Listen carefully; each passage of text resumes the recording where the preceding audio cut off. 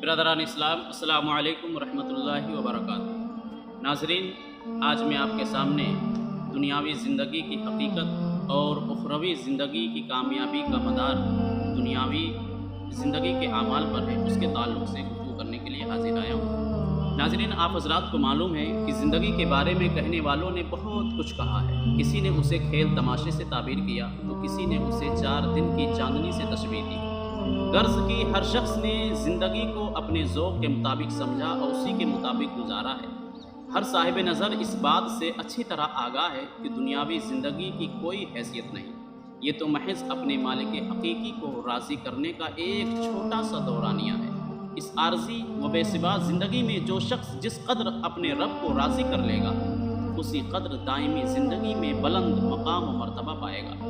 اگر غور کیا جائے تو زندگی کی دولت نہ تو ہماری خوشی سے ہمیں ملی ہے اور نہ ہی اسے ہم اپنی مرضی سے واپس کر سکتے ہیں۔ اسی کے تعلق سے ایک شاعر نے کیا خوب شعر کہا ہے: آئی حیات لائی قضا لے چلی چلے، آئی حیات لائی قضا لے چلی چلے، اپنی خوشی نہ آئے نہ اپنی خوشی چلے، اپنی خوشی نہ آئے نہ اپنی خوشی چلے۔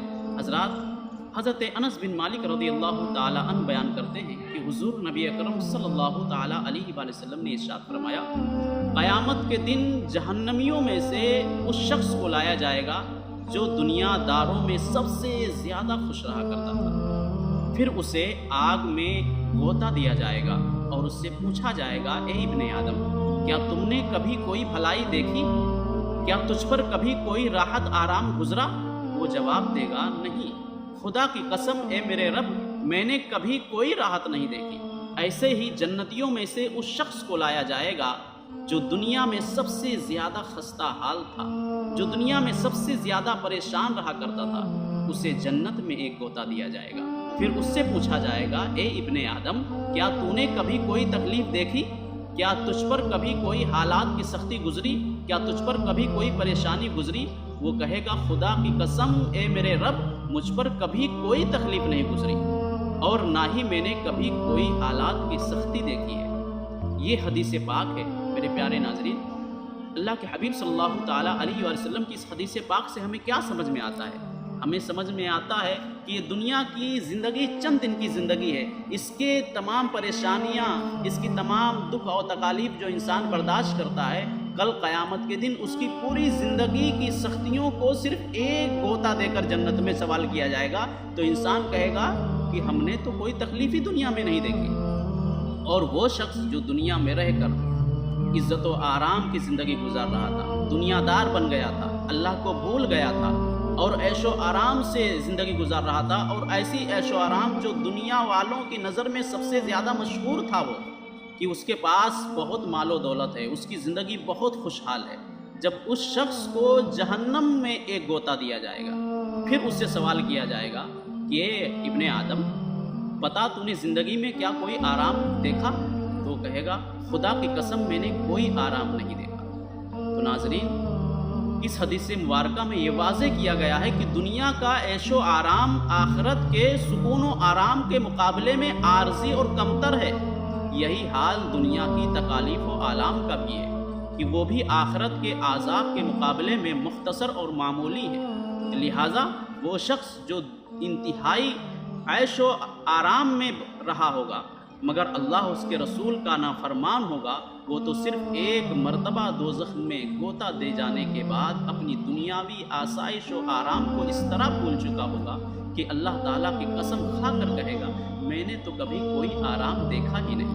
ایسے ہی جو شخص دنیا میں سب سے زیادہ مصائب و آلام میں مبتلا رہا ہوگا لیکن اللہ تعالیٰ اور اس کے رسول کا تابع فرما بردار رہا ہوگا، شریعت مطہرہ پہ عمل کرنے والا رہا ہوگا، جب اسے جنت کا ایک نظارہ کرایا جائے گا تو وہ اپنے سارے دکھ درد اس طرح سے بھول جائے گا کہ اللہ تعالیٰ کی قسم کھا کر کہے گا: میں نے تو کبھی کوئی دکھ دیکھا ہی نہیں۔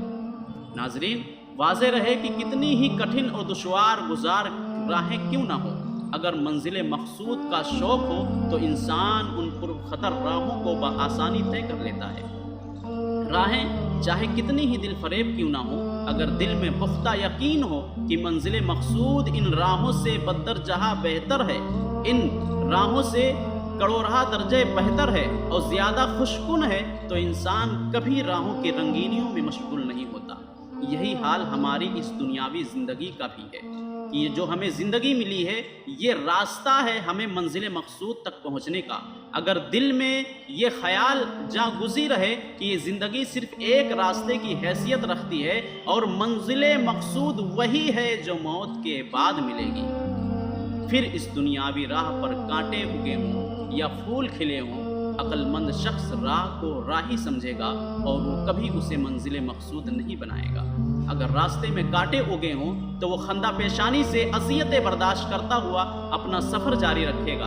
अगर फूल खिले हों राहों में तो उन फूलों से लुत्फ़ उठाने के लिए राह को मंजिल ना समझेगा, बजाय असली मंजिल की तरफ गामज़न रहेगा। दाना शख्स तो ज़िंदगी के कांटों की अज़ियत से दिल शिकस्ता होता है और ना ही फूलों की महक से अपनी हकीकी मंजिल को गंवाता है। लिहाजा हमें और आपको भी चाहिए कि हमारी हकीकी मंजिल जो है, हमारी हकीकी ज़िंदगी जो है वो है मौत के बाद शुरू होने वाली। अगर हम अपनी दुनियावी और आखिरत में आसूदगी चाहते हैं तो हमें चाहिए कि दुनिया की ज़िंदगी गुजारते हुए जो मुश्किल जिम्मेदारियां पूरी करना पड़ती हैं और राह हक पर कायम रहने के लिए जो सख्तियों से गुजरना पड़ता है उन्हें कांटे समझ लें। उसके बरक्स जो ऐश व आराम और खुशहाली हासिल होती है उन्हें फूल तसव्वुर कर लें और अपना सफ़र जारी रखें, क्योंकि उखरवी ज़िंदगी की बका इस बात का तकाजा करती है कि उसे खुशगवार बनाने की कोशिश की जाए। अगर ये कुल्लिया इख्तियार कर लिया जाए, अगर ये तरीका इख्तियार कर लिया जाए तो दुनिया और आखिरत दोनों संवर जाएंगे और अल्लाह ताला की मदद व नुसरत भी हमारे शामिल हाल रहेगी। तो नाज़रीन, ये मुख्तसर से चंद जुमले हैं जो हमें और आपको दुनियावी ज़िंदगी और आखिरत की ज़िंदगी में बताते हैं कि ये चंद दिन की ज़िंदगी है जो हमें अल्लाह तबारक ताला ने आखिरत को संवारने के लिए अता फरमाई है। लिहाजा आखिरत की कामयाबी का दारो मदार हमारी इस दुनियावी ज़िंदगी के आमाल पर है। लिहाजा हमें वो आमाल करने चाहिए जिससे अल्लाह उसका रसूल राज़ी हो, क्योंकि अमल से ज़िंदगी इंसान की बनती है जन्नत भी जहन्नम भी। अमल से ज़िंदगी इंसान की बनती है जन्नत भी जहन्नम भी। ये खाकी अपनी फितरत में न नारी है न नूरी है, ये खाकी अपनी फितरत में न नारी है न नूरी है। अस्सलामु अलैकुम।